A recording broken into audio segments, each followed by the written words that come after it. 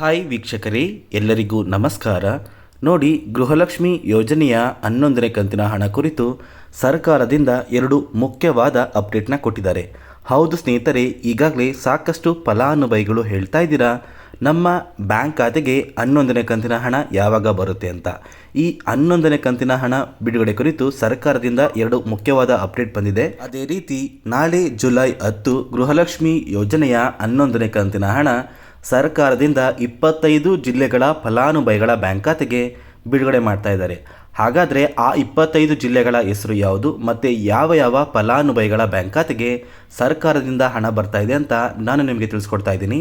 ಅದಕ್ಕಿಂತ ಮುಂಚೆ ನೋಡಿ ವೀಕ್ಷಕರೇ, ನೀವೇನಾದ್ರೂ ಇನ್ನೂ ಸಹ ನನ್ನ ಚಾನಲ್ನ ಸಬ್ಸ್ಕ್ರೈಬ್ ಆಗಿಲ್ಲ ಅಂದರೆ ದಯವಿಟ್ಟು ಪ್ರತಿಯೊಬ್ಬರೂ ನನ್ನ ಚಾನಲ್ನ ಸಬ್ಸ್ಕ್ರೈಬ್ ಮಾಡ್ಕೊಳ್ಳಿ, ಹಾಗೆ ವಿಡಿಯೋಗೆ ಒಂದು ಲೈಕ್ನ ಕೊಡಿ.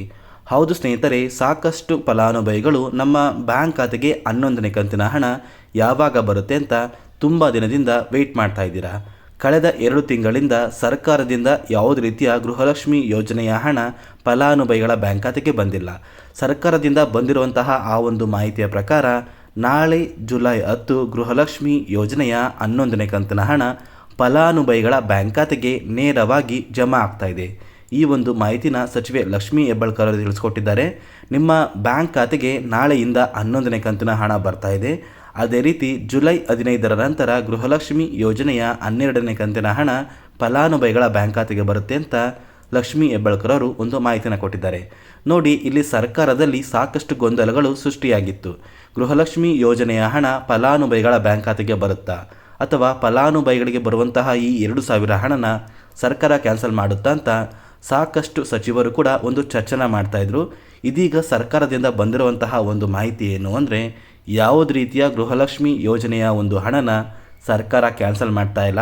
ನಿಮ್ಮ ಬ್ಯಾಂಕ್ ಖಾತೆಗೆ ಪ್ರತಿ ತಿಂಗಳು ಕೂಡ ಗೃಹಲಕ್ಷ್ಮಿ ಯೋಜನೆಯ 2,000 ಹಣ ಬಂದೇ ಬರುತ್ತೆ. ದಯವಿಟ್ಟು ಪ್ರತಿಯೊಬ್ಬರೂ ಕೆಲವು ದಿನಗಳ ಕಾಲ ವೇಟ್ ಮಾಡಿ. ನಿಮ್ಮ ಬ್ಯಾಂಕ್ ಖಾತೆಗೆ ಆದಷ್ಟು ಬೇಗ ಗೃಹಲಕ್ಷ್ಮಿ ಯೋಜನೆಯ 11ನೇ ಕಂತಿನ ಹಣ ಬರುತ್ತೆ. ಮತ್ತು ವೀಕ್ಷಕರೇ, ನಾಳೆ ಯಾವ ಜಿಲ್ಲೆಗಳ ಫಲಾನುಭವಿಗಳ ಬ್ಯಾಂಕ್ ಖಾತೆಗೆ ಸರ್ಕಾರದಿಂದ ಗೃಹಲಕ್ಷ್ಮಿ ಯೋಜನೆಯ 11ನೇ ಕಂತಿನ ಹಣ ಬರ್ತಾ ಇದೆ ಅಂದರೆ, ಮೊದಲಿಗೆ ವೀಕ್ಷಕರೇ, ಯಾದಗಿರಿ, ಉತ್ತರ ಕನ್ನಡ, ಉಡುಪಿ, ತುಮಕೂರು, ಶಿವಮೊಗ್ಗ, ರಾಮನಗರ, ರಾಯಚೂರು, ಮೈಸೂರು, ಮಂಡ್ಯ, ಕೊಪ್ಪಳ, ಕೋಲಾರ, ಕೊಡಗು, ಹಾವೇರಿ, ಹಾಸನ, ಕಲಬುರಗಿ, ಗದಗ, ಧಾರವಾಡ, ದಾವಣಗೆರೆ, ದಕ್ಷಿಣ ಕನ್ನಡ, ಚಿತ್ರದುರ್ಗ, ಚಿಕ್ಕಮಗಳೂರು, ಚಿಕ್ಕಬಳ್ಳಾಪುರ, ಚಾಮರಾಜನಗರ, ವಿಜಯನಗರ, ಬೀದರ್, ಬಳ್ಳಾರಿ, ಬೆಳಗಾವಿ, ಬೆಂಗಳೂರು ಗ್ರಾಮಾಂತರ, ಬೆಂಗಳೂರು ನಗರ, ಬಾಗಲಕೋಟೆ ಮತ್ತು ಬಿಜಾಪುರ ಈ ಜಿಲ್ಲೆಗಳ ಫಲಾನುಭವಿಗಳ ಬ್ಯಾಂಕ್ ಖಾತೆಗೆ ಸರ್ಕಾರದಿಂದ ನಾಳೆ ಗೃಹಲಕ್ಷ್ಮಿ ಯೋಜನೆಯ 11ನೇ ಕಂತಿನ ಹಣ ಜಮಾ ಆಗ್ತಾ ಇದೆ. ನಿಮ್ಮ ಬ್ಯಾಂಕ್ ಖಾತೆಗೆ ಖಂಡಿತವಾಗಿಯೂ 100% ಗೃಹಲಕ್ಷ್ಮಿ ಯೋಜನೆಯ 11ನೇ ಕಂತಿನ ಹಣ ಬಂದೇ ಬರುತ್ತೆ ಸ್ನೇಹಿತರೆ.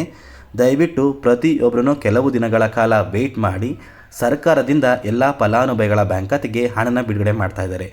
ಅದೇ ರೀತಿ ಸಾಕಷ್ಟು ಫಲಾನುಭವಿಗಳಿಗೆ ಇನ್ನೂ ಸಹ ಪೆಂಡಿಂಗ್ ಇರುವಂತಹ ಗೃಹಲಕ್ಷ್ಮಿ ಯೋಜನೆಯ ಹಣ ಬಂದಿಲ್ಲ ಅಂತ ತುಂಬ ಜನ ಒಂದು ಕಮೆಂಟಲ್ಲಿ ಹೇಳ್ತಾ ಇದ್ದೀರಾ. ನೋಡಿ ವೀಕ್ಷಕರೇ, ನಿಮ್ಮ ಬ್ಯಾಂಕ್ ಖಾತೆಗೆ ಗೃಹಲಕ್ಷ್ಮಿ ಯೋಜನೆಯ 2 ಅಥವಾ 3 ಕಂತಿನ ಹಣ ಪೆಂಡಿಂಗ್ ಇದ್ದರೆ ಪ್ರತಿಯೊಂದು ಕಂತಿನ ಹಣ ಕೂಡ ನಿಮ್ಮ ಬ್ಯಾಂಕ್ ಖಾತೆಗೆ ಬರುತ್ತೆ ಸ್ನೇಹಿತರೆ. ಸಾಕಷ್ಟು ಫಲಾನುಭವಿಗಳಿಗೆ ಕಳೆದ 2 ದಿನಗಳಿಂದ ಗೃಹಲಕ್ಷ್ಮಿ ಯೋಜನೆಯ 2 ಅಥವಾ 3 ಕಂತಿನ ಹಣ ಒಟ್ಟಿಗೆ ಬಂದಿದೆ. ಅದೇ ರೀತಿ ನಿಮ್ಮ ಬ್ಯಾಂಕ್ ಖಾತೆಗೂ ಕೂಡ ಪೆಂಡಿಂಗ್ ಇರುವ ಹಣ ಬಂದೇ ಬರುತ್ತೆ. ಅದೇ ರೀತಿ ಸಾಕಷ್ಟು ಫಲಾನುಭವಿಗಳಿಗೆ ಇನ್ನೂ ಸಹ 1 ಕಂತಿನ ಹಣ ಬಂದಿಲ್ಲ.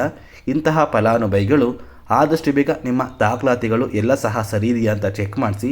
ನಿಮ್ಮ ದಾಖಲಾತಿಗಳಲ್ಲಿ ಏನಾದರೂ ಸಮಸ್ಯೆ ಇದ್ದರೆ ನಿಮ್ಮ ಬ್ಯಾಂಕ್ ಖಾತೆಗೆ ಗೃಹಲಕ್ಷ್ಮಿ ಯೋಜನೆಯ ಹಣ ಬರೋದಿಲ್ಲ. ಮತ್ತು ವೀಕ್ಷಕರೇ, ಸರ್ಕಾರದಿಂದ ಪ್ರತಿ ತಿಂಗಳು ಕೂಡ ಸಾಕಷ್ಟು ರೇಷನ್ ಕಾರ್ಡ್ಗಳನ್ನ ಕ್ಯಾನ್ಸಲ್ ಮಾಡ್ತಾ ಇದೆ. ಅದೇ ರೀತಿ ನಿಮ್ಮ ರೇಷನ್ ಕಾರ್ಡ್ ಏನಾದ್ರೂ ಸರ್ಕಾರದಿಂದ ಕ್ಯಾನ್ಸಲ್ ಆಗಿದೆಯಾ ಅಥವಾ ನೀವು ಸರ್ಕಾರದಿಂದ ಕೊಡುವಂತಹ ಒಂದು ರೇಷನ್ನ ನೀವು ಪಡ್ಕೋತಾ ಇದ್ದೀರಾ ಅಂತ ಒಂದು ಸಲ ಚೆಕ್ ಮಾಡಿ. ಸಾಕಷ್ಟು ಫಲಾನುಭವಿಗಳ ಒಂದು ರೇಷನ್ ಕಾರ್ಡ್ನ ಸರ್ಕಾರ ಕ್ಯಾನ್ಸಲ್ ಮಾಡಿದೆ. ಕಾರಣ ಏನು ಅಂದರೆ, ಕಳೆದ 3 ತಿಂಗಳಿಂದ ಯಾರೆಲ್ಲ ಸರ್ಕಾರದಿಂದ ಬರುವಂತಹ ಒಂದು ರೇಷನ್ನ ಪಡ್ಕೊಂಡಿಲ್ಲ, ಇಂತಹ ಫಲಾನುಭವಿಗಳ ರೇಷನ್ ಕಾರ್ಡ್ನ ಸರ್ಕಾರ ಕ್ಯಾನ್ಸಲ್ ಮಾಡಿದೆ. ನೀವೇನಾದ್ರೂ ಇದೇ ತರಹ ಒಂದು ತಪ್ಪು ಮಾಡಿದರೆ ನಿಮ್ಮ ರೇಷನ್ ಕಾರ್ಡ್ ಕೂಡ ಕ್ಯಾನ್ಸಲ್ ಆಗುವಂತಹ ಸಾಧ್ಯತೆ ಇರುತ್ತೆ ಅಂತ ಹೇಳ್ತಾ, ಇದಿಷ್ಟು ಸರ್ಕಾರದಿಂದ ಬಂದಿರುವಂತಹ ಒಂದು ಮಾಹಿತಿ ಆಗಿರುತ್ತೆ. ನಾನು ಕೊಟ್ಟಿರುವಂತಹ ಮಾಹಿತಿ ನಿಮಗೆ ಇಷ್ಟ ಆಗಿದರೆ ದಯವಿಟ್ಟು ಪ್ರತಿಯೊಬ್ಬರೂ ನನ್ನ ಚಾನಲ್ನ ಸಬ್ಸ್ಕ್ರೈಬ್ ಮಾಡ್ಕೊಳ್ಳಿ, ಹಾಗೆ ವಿಡಿಯೋಗೆ ಒಂದು ಲೈಕ್ನ ಕೊಡಿ.